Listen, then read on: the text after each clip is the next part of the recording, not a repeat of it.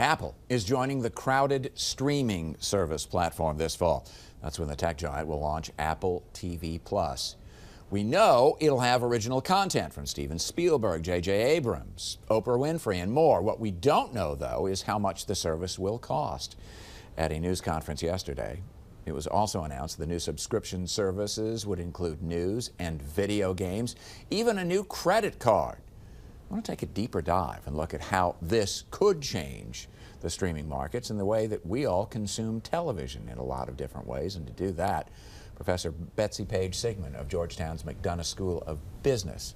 Good enough to join us this afternoon. It's great to have you here. And it's nice to be here, Dave. Thank you. This, we'd been waiting for this, but as we waited, it became apparent that Apple is kind of late to the party, aren't they? I think they may be a little late, but they came in with a splash, didn't they, yesterday? Yes, absolutely. With the different stars.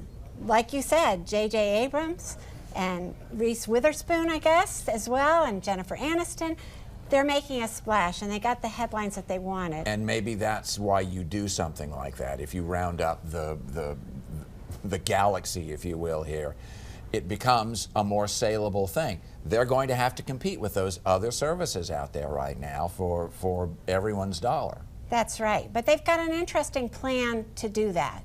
I think they are looking to use the infrastructure that they already have in place with their watches and their iPads and their Mac computers and their iPhones. And on top of that, they're going to have a streaming service that can be used easily on all those different places, in all those different places. And that has been an issue for some of the other services. If you Roku on your TV set, maybe it's harder to do it on your computer or your mobile device.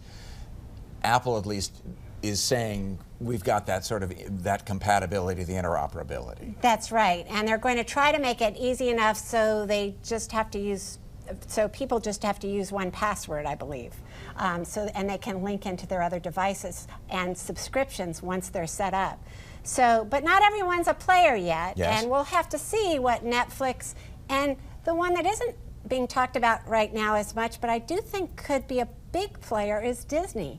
And it's, with its recent merge with Fox, it's coming right down the pike. So there's a lot still out there to see. It's all about content. It's one thing to have the service. You have to put something on the service. And you mentioned Disney, who just finished its merger with Fox, and that incredible catalog of movies and that we all know and love. That we all know and love. And suddenly they do, if they can figure out whatever the structure is. That's right. Likely to become a big player. Does Apple have an inherent advantage, though, because they've got phones, they have computers, they have all the devices, they have the watches? They do have the devices, and I think Oprah said yesterday, it's 1 million devices, y'all. You know, it's a lot of devices, a billion devices, y'all. And they're out there.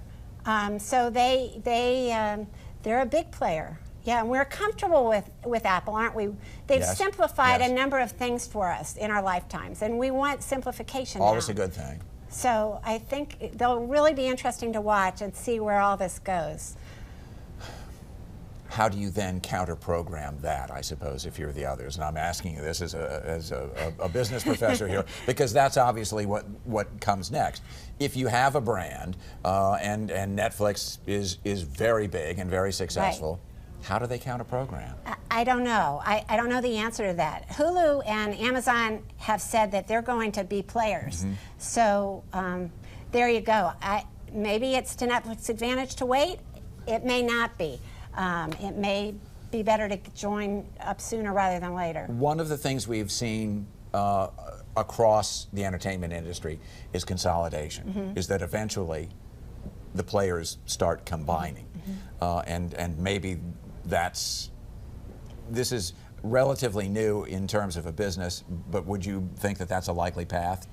It's a possibility. We're going to have to see how much this costs, though. We don't know that yet. Yes. We know how much their news service is going to cost. I think that's going to be $9.99 a month. But we don't know how much this service is going to cost. And we were talking about it in my e-commerce class at the Georgetown McDonough School of Business yesterday. There you go. And the students wanted to know that. They wanted to know, how much is this going to cost? It all boils down to money at some point, doesn't it? It does. Great to have you here. Thank you so much. Thank you so much. Great perspective on something, and clearly this is the cutting edge of how we will consume the sort of thing that we do right here. Professor, thank you so much. Thank you. We'll be Dave. right back.